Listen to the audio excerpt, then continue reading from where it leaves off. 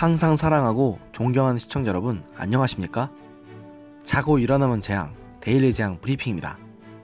여러분께서 구독과 좋아요 및 알람 설정, 그리고 공유를 해주신다면 반드시 여러분의 주변을 바꾸는 좋은 방송으로 보답하겠습니다.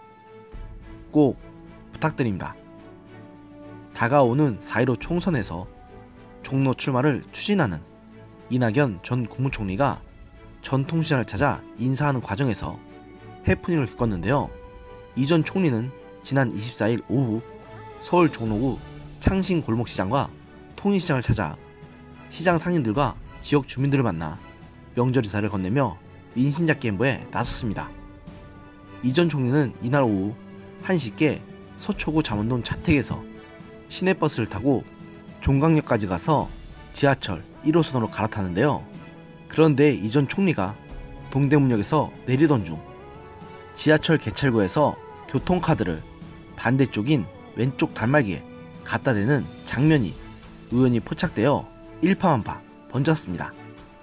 통상 개찰구 오른쪽 단말기에 교통카드를 찍고 나와야 하는 것인데 이 전 총리가 착각한 것인데 결국 이 전 총리는 주위의 도움으로 개찰구 옆 출입구를 통해 동대문역을 나와야 했습니다. 이와 관련해서 이 전 총리 측 관계자는 27일 뉴시스와의 통화에서 오른쪽 단말기에 찍어야 하는데 실수로 왼쪽에 찍었다. 코레일에 물어보니 그런 실수가 하루에도 몇십 건씩 발생한다고 한다며 해명했지만 이 전 총리도 그날 밤에 실수한 것을 알았지만 본인이 실수한 것이니 오히려 앞으로 지하철을 자주 이용하자고 했다고 주장하면서 서민 코스프레를 하려던 것은 아니라고 항변했습니다.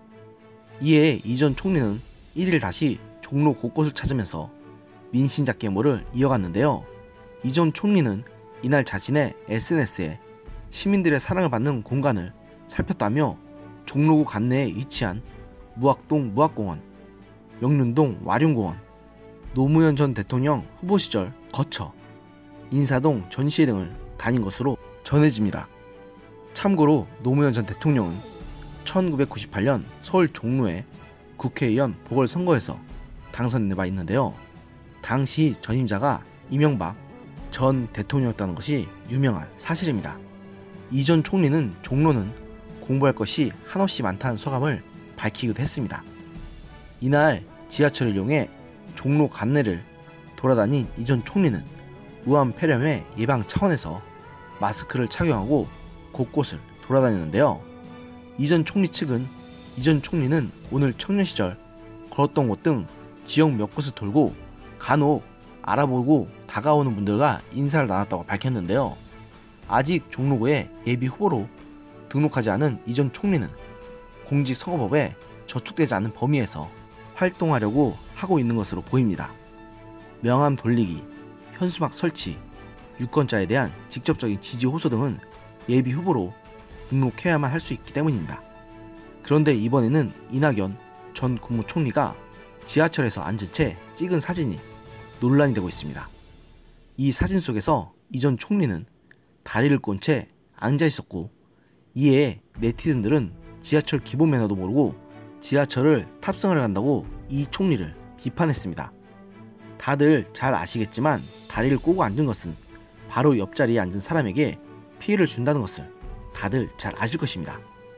그런데 이런 사소한 행동이 남들에게 피해를 준다는 사실을 인지하지 못한다는 점에서 이낙연 총리의 이런 일련 행보는 이른바 서민 코스프레라는 지적을 피하기가 어려워 보입니다.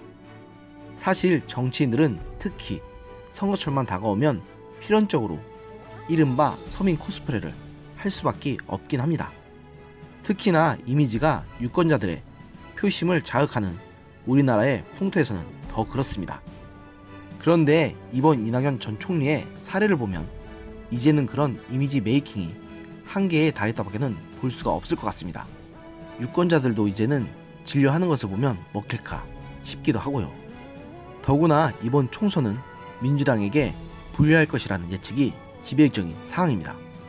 실제로 민심도 많이 돌아섰고 민주당은 과거 20대 총선 당시 새누리당이 보여줬던 것 이상으로 대통령 마케팅에만 올인하고 소속 정치인들은 문재인 대통령에 대한 이른바 충성 경쟁을 꼴 사납게 벌리는 실정입니다. 그런데 이낙연 총리를 비롯한 민주당 정치인들은 그저 이런 식으로 이미지만 그럴듯하게 포장해서 국민들에게 다가가면 사람들이 그간의 실정을 용서할 줄 알 것으로 착각하는 것 같아서 참으로 한심하다는 생각을 지울 수가 없습니다. 오늘의 영상은 여기까지였습니다. 들어주셔서 감사합니다.